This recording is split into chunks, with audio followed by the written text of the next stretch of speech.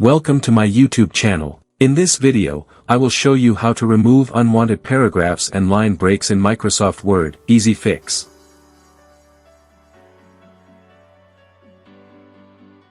See too many paragraphs in this document?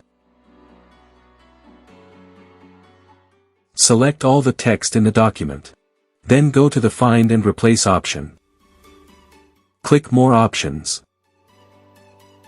Click the Find What option. Click the Special option. Select Paragraph Mark. Then click Replace All.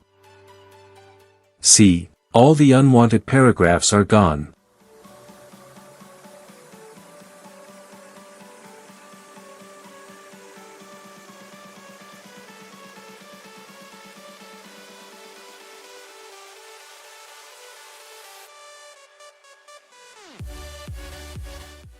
That's it. Enjoy!